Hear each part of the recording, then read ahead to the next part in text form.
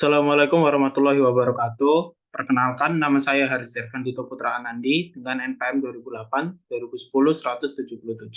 Di sini saya akan mempresentasikan definisi atau hal yang berkaitan dengan audit sistem informasi. Lebih tepatnya untuk pengenalan.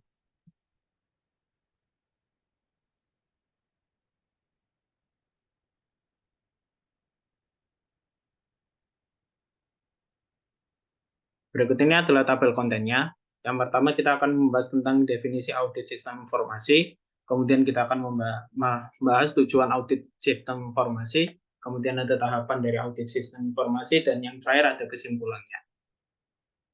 Yang pertama adalah definisinya. Definisi dari audit SI adalah sebuah proses dengan cara mengumpulkan bukti-bukti yang ada untuk menguji apakah sebuah sistem komputer atau sistem informasi sudah sesuai dengan kebutuhan dan tujuan bisnis perusahaan.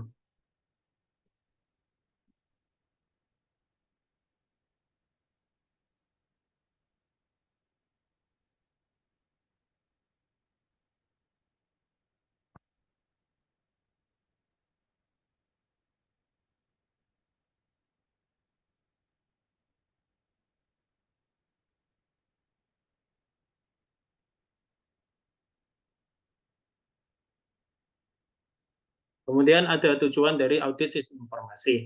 Yang pertama adalah conformance atau kesesuaian. Tujuannya ini untuk apakah sistem informasi itu sudah sesuai nggak sih dengan kebutuhan perusahaan, proses bisnis perusahaan, dan lain sebagainya, serta menjaga keamanan dan kerahasiaannya data perusahaan. Kemudian ada performance atau kinerja. Sesuai dengan namanya,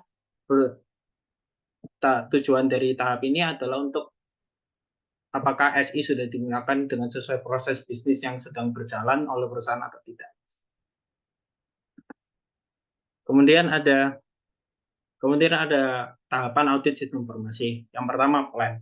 Untuk sebelum kita melakukan audit, maka kita perlu untuk melibatkan klien dan mengumpulkan bukti-bukti yang ada dari klien agar menemukan apa SI yang cocok sih untuk mereka.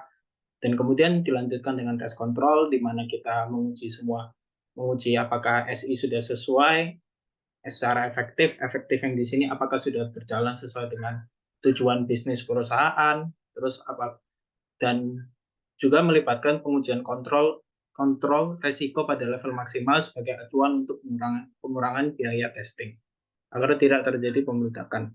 Kemudian ada tes transaction. Tes transaction ini hal yang dievaluasi adalah kegiatan transaksinya apakah dalam kegiatan transaksi tersebut terdapat kesalahan atau tidak. Kemudian terakhir ada uji keseimbangan, yang dimana kita ingin mengetahui apa pendekatan yang akan dilakukan oleh perusahaan, karena hal itu penting supaya audit yang dibentuk atau pengujian yang dibentuk akan sesuai dengan tujuan mereka. Dan penyelesaiannya adalah biasanya cuma testing aja sih. Kemudian biasanya di bagian sumber daya yang tersedia kayak aplikasinya mereka atau database-nya mereka dan sebagainya.